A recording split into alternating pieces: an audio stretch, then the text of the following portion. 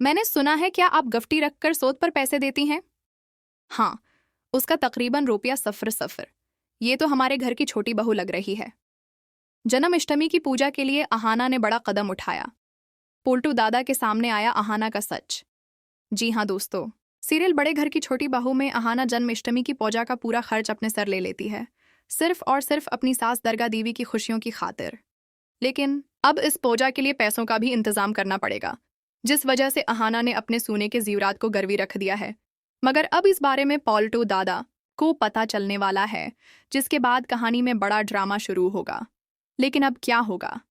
अगर आप इस ड्रामे के खास मोड़ जानना चाहते हैं तो अभी हमारे चैनल को सब्सक्राइब कर लीजिए, जहां एक तरफ दरगाह देवी को अपनी छोटी बहू अहाना पर पूरा भरोसा है, वहीं दूसरी तरफ अहाना अपने जीवरात गिरवी रखकर घर लौट ही रही थी कि उसी दौरान पोल्टू दादा की नज़र अहाना पर पड़ जाती है और वो उसका पीछा करते हुए घर तक पहुंच जाता है।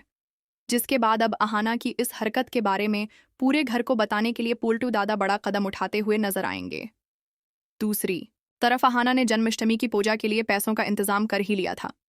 ये जानकर दरगाह देवी भी हैरान रह जाएंगी, लेकिन अब बड़ी बवा कोई मौका नहीं छोड़ेगी अहाना पर इल्जाम लगाने का। इसके बाद कहानी में जन्माष्टमी की तैयारियां शुरू हो जाती हैं और आहिस्ता आहिस्ता सब मेहमान भी आने लगते हैं।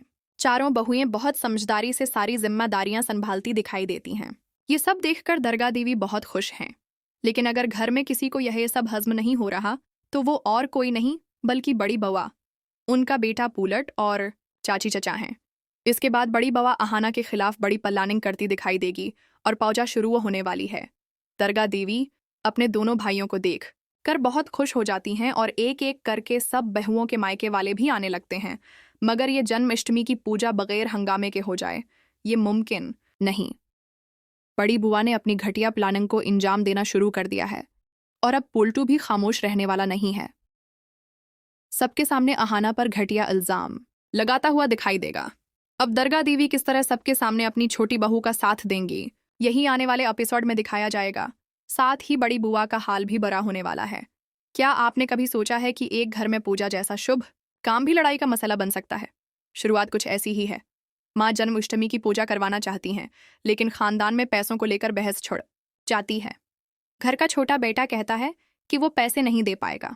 सबसे पहले आती हैं दो चाची बुआ की जोड़ी, एक जो घर को बर्बाद होता देख रही है और दूसरी जो ठाकर जी के नाम पर सब कुछ दिखा रही है।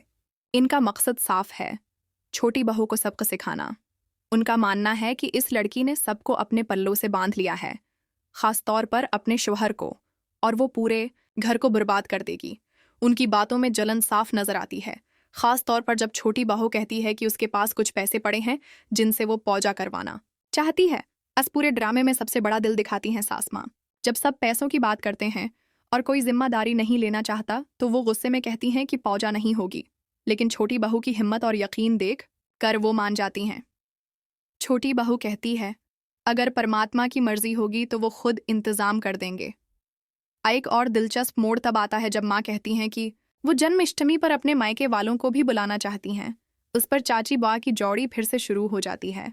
वो छोटी बहू पर इल्जाम लगाती हैं कि उसने माँ को बहलाकर ये सब करवाया है ताकि वो अपने मायके वालों को बुला सके।